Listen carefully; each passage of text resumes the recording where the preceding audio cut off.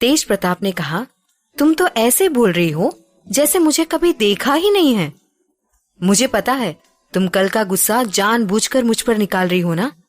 अब चल रही हो या यहीं पर रहोगी? तनु ने मन में कहा, ये बात तो ऐसे कर रहा है जैसे इसने अपना पोर्ट्रेट भेजा था देखने के लिए। कितना बनता है। एक तो ना कभी शक्ल दिखाई, ना शादी के समय और ना ही उस समय जब मेरे घर आया था। मैं कैसे पहचान जाती कि ये तेज प्रताप है? खड़ूस कहीं का। एक तो कभी फोटो भी नहीं दिखाई और मुझे बोल रहा है कि मैंने नहीं पहचाना। फिर तनु ने मन में सोचा, हे भगवान, अभी पूरे 10 महीने इस मिस्टर हैंडसम को झेलना है। जब भी इसे देखती हूँ देखती रह जाती हूँ। पता नहीं मेरा क्या होगा, कैसे करूंगी मैं ये कॉन्ट्रैक्ट पूरा। तनु ने धीरे से कहा, किसने कहा था मेरे कंधे को पीछे से पकड़ने के लिए? मैं घबरा गई थी इसलिए उल्टा सीधा बोल दिया। वैसे भी मेरे पैरों में थोड़ा दर्द हो रहा है, मैं जल्दी नहीं चल सकती, सॉरी। और फिर उसने अपना सिर नीचे कर लिया। तेज प्रताप मुस्कुरा दिया। तेज प्रताप ने कहा, सॉरी, अगर तुम्हें बुरा लगा हो तो आगे से कभी ऐसा नहीं करूंगा। फिर उसने तनु को बिना भूले उसे गोद में उठाया और घर की तरफ चला गया। तनु ने अपने हाथों को तेज प्रताप के गले में डाल रखा था, पर तनु की हिम्मत ही नहीं हो रही थी कि सिर उठाकर उसे देखे। उसका मन तो बहुत हो रहा था, पर उसे बहुत घबराहट भी हो रही थी। उसने सोचा भी नहीं था कि तेज प्रताप से उसकी मुलाकात इस तरह से होगी। कभी जिससे उसे एक नजर में प्यार हो गया था, आज वही उसका पति है। रास्ते में तेज प्रताप ने उससे कहा, मैंने तुम्हें नाश्ता करने के लिए बुलाया था, तुम यहाँ क्यों आ गई थी? मैं यहाँ तुम्हें ढूंढने आया था। तुम यहाँ पर अभी अभी आई हो, ज्यादा कुछ जानती नहीं हो, किसी के साथ आया करो। अब जब तक यहाँ का पूरा परिचय ना हो जाए इस तरह से अकेले मत निकलना। तनु ने धीरे से कहा, ठीक है। तेज प्रताप उसे लेकर घर आ गया। उसने उसे डाइनिंग टेबल की चेयर पर बिठाया और नौकर से नाश्ता निकालने को कहा। दोनों ने नाश्ता किया। नाश्ता करते समय भी तनु चोरी छिपे तेज प्रताप को देख रही थी। उसे थोड़ा आश्चर्य भी हो रहा था, पर जैसे वो ये सब जानती थी। तेज प्रताप ने तनु से कहा, तुम्हें अगर किसी चीज की जरूरत हो तो मुझे फोन कर लेना। यहाँ पर तुम्हारा ध्यान रखने के लिए मार्गरेटा है। अभी मुझे जरूरी काम से जर्मनी से बाहर जाना है। मैं कुछ दिन के बाद आ जाऊंगा, तुम्हें फोन करूंगा, फिर हम डेनमार्क चलेंगे। तनु उसकी तरफ एक टक ही देख रही थी। उसने देखा तेज प्रताप उसे देखे बिना बात कर रहा था। वो समझ गई कि तेज प्रताप उसे दूर जाने का बहाना ढूंढ रहा है। तनु ने कहा, आप चिंता मत कीजिए, यदि आपको ज्यादा काम है तो आप उसे निपटा लीजिए। आप कहेंगे तो मैं अकेले ही चली जाऊंगी और दादाजी से मिल लूंगी। जितने दिन आप कहेंगे उतने दिन वहां रुककर इंडिया वापस चली जाऊंगी। आपको परेशान होने की जरूरत नहीं है। फिर उसने अपना सर नीचे कर लिया। नीचे सर करके अपने दोनों हाथों की उंगलियों को आपस में मसलने लगी। तेज प्रताप उसे आश्चर्य से देखने लगा। उसने मन में सोचा, इस लड़की के पास क्या मन पड़ने वाला भी दिमाग है? इसे कैसे पता चला कि मैं उससे दूर भागने की कोशिश कर रहा हूँ? फिर उसने अपना सर झटका और तनु से कहा, अभी तो फिलहाल अकेले डेनमार्क जाने की सोचना भी मत। तुम्हें पता नहीं है, दादाजी अभी मुझसे वैसे भी बहुत नाराज हैं। हम दोनों का ही वहां जाना बहुत जरूरी है, पर कुछ दिन रुक कर चलेंगे। फिलहाल मैं अभी निकल रहा हूँ। मैं मार्गरेटा को कह दूंगा, वो तुम्हारे पैर में दवाई लगा देंगी। तेज प्रताप उठकर जाने लगा। फिर कुछ सोचकर वो पलटा और तनु से कहा, अगर तुम कहो तो मैं तुम्हें रूम तक छोड़ दूं।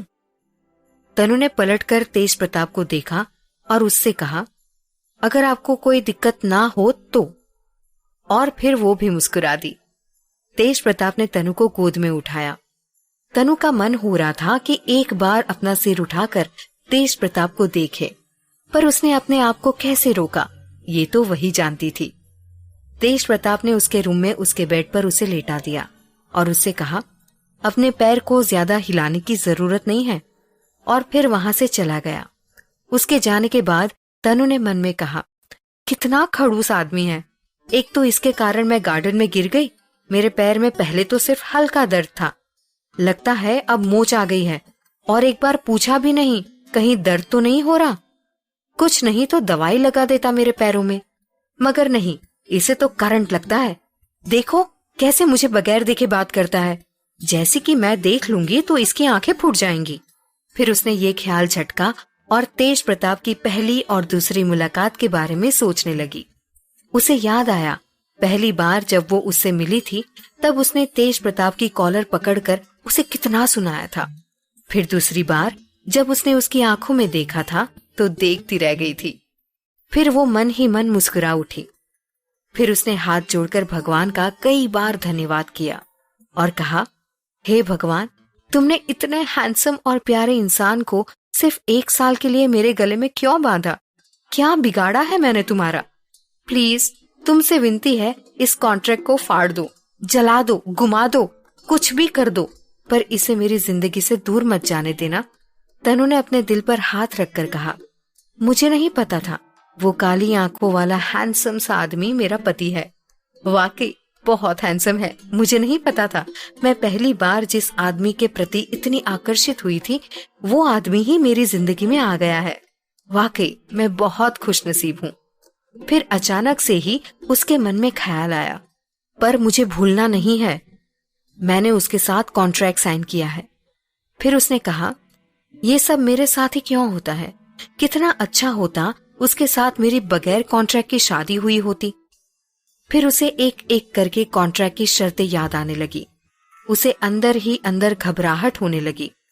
फिर तनु ने मन में कहा, कुछ भी कहो, ये है तो बहुत सुंदर, शायद मुझसे भी ज्यादा, और हैंडसम भी है, मगर बहुत खूसट भी है।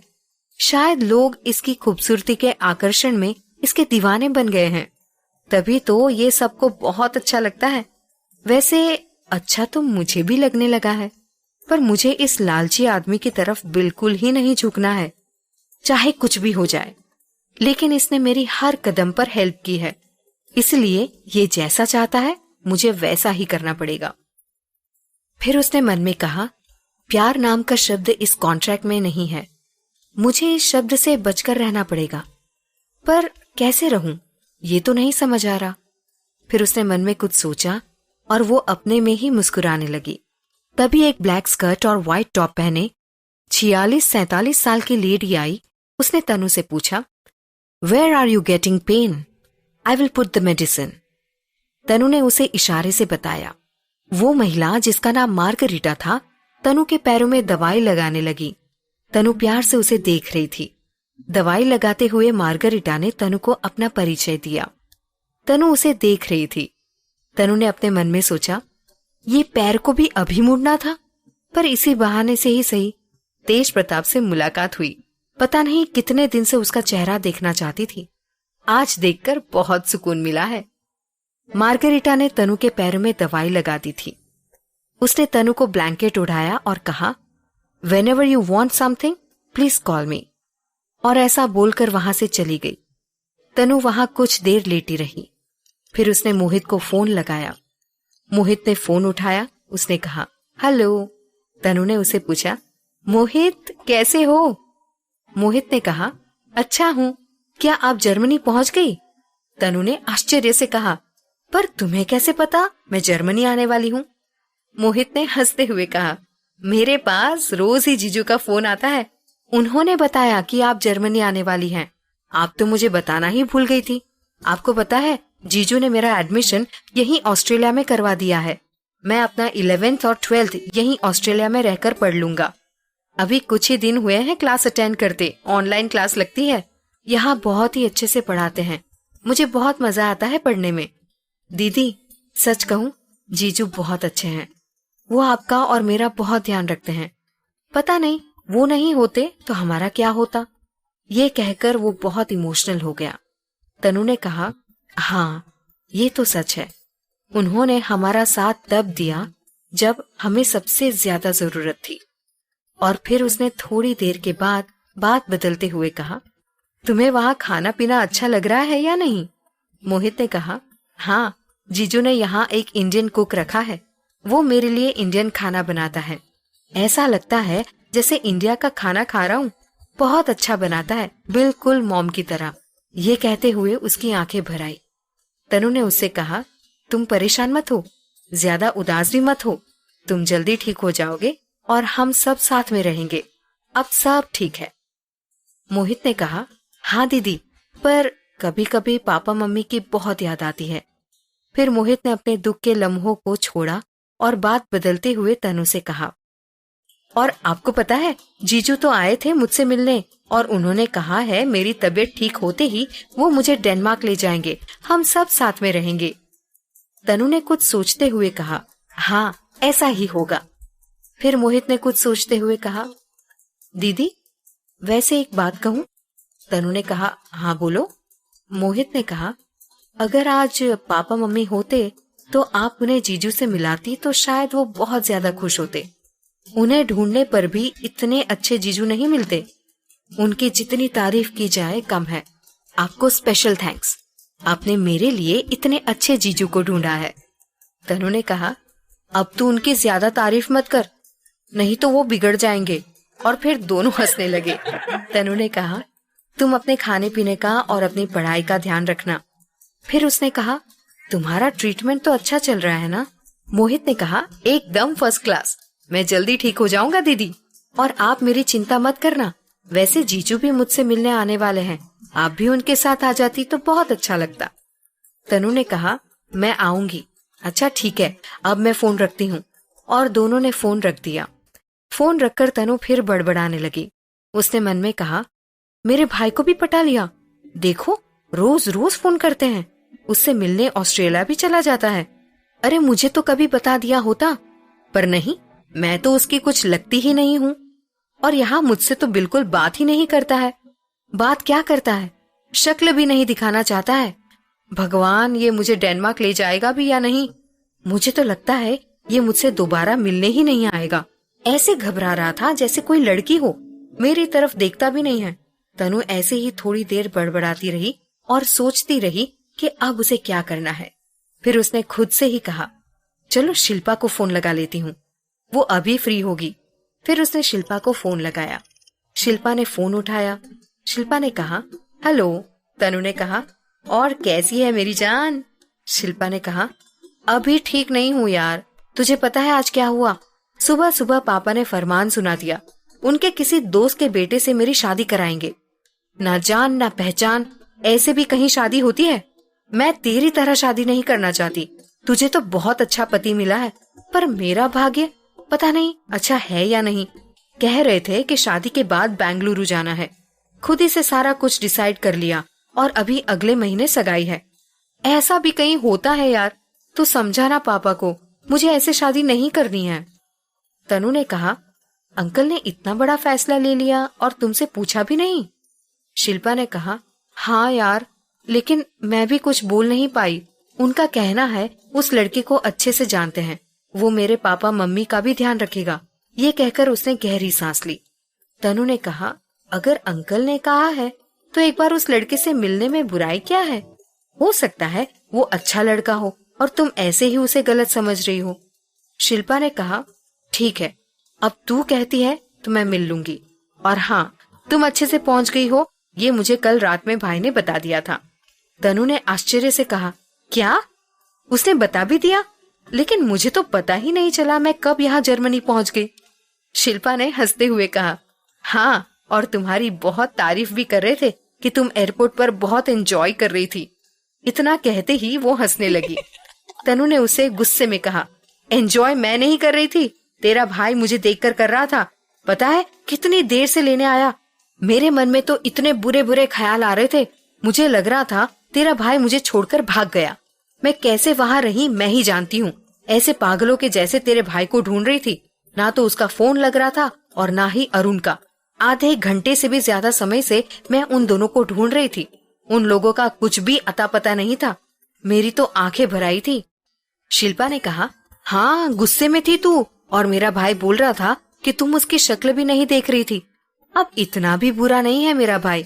ऐसा भी तो हो सकता है वो भी तुम्हें इतनी देर से ढूंढ रहा हो। जानती हो, वो मुझसे कभी झूठ नहीं बोलता। कल उसने मुझे बताया कि वो पागलों के जैसे तुम्हें ढूंढ रहा था। तुम एक तो वहाँ पहली बार गई थी, उसे इतनी घबराहट हो रही थी कि कहीं तुम्हें कुछ हो तो नहीं गया ना। एक तो तुम्हारा फोन नहीं लग रहा था और ना ही तुम दिख रही थी, और जब मिली तो तुम उसके ऊपर गुस्सा करने लगी। तनु आश्चर्य से उसकी बातें सुन रही थी। उसने शिल्पा से कुछ नहीं कहा। फिर धीरे से कहा, अच्छा, उसने ऐसा कहा, पर मुझसे तो नहीं कहा। शिल्पा ने मुस्कुराते हुए कहा, वो ऐसा ही है, थोड़ा शर्मीला, अपने दिल की बात जल्दी किसी से जाहिर नहीं करता। पर सच तो ये है, वो तुम्हारी बहुत केयर करता है। I am proud of my brother. फिर दोनों ही मुस्कुराने लगी। तनु ने फिर शिल्पा से पूछा, और नानू कैसे हैं? शिल्पा ने कहा, वो अभी अपने मित्र मंडली के साथ गए हैं कहीं, आएंगे तो मैं बात करवाऊंगी। वो तुम्हें बहुत याद कर रहे थे और वो बहुत चिंता भी कर रहे थे। बार बार बोल रहे थे तनु को फोन लगाओ, वो पहुंच गई कि नहीं। तुम्हें पता है, इसलिए इतनी रात में भाई ने वहां पहुंचते ही फोन किया था, क्योंकि वो नानू को अच्छे से जानता है। जब तक वो फोन नहीं करेगा और बताएगा नहीं, तब तक नानू सोएंगे भी नहीं। उन्हें बहुत चिंता रहती है, उसकी भी और अब तुम्हारी भी। अच्छा चलो, अब मैं फोन रखती हूँ, तुम अपना ध्यान रखना। तनु ने कहा, ठीक है, और बाय बोलते हुए दोनों ने फोन रख दिया।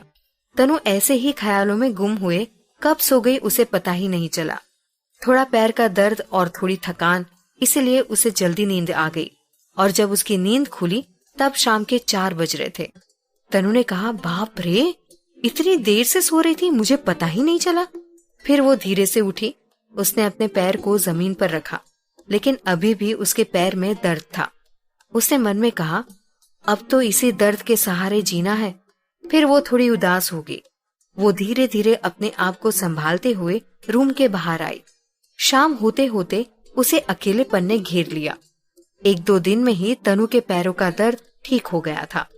वहां मार्गरेटा के अलावा एक कुक और एक नौकर भी था।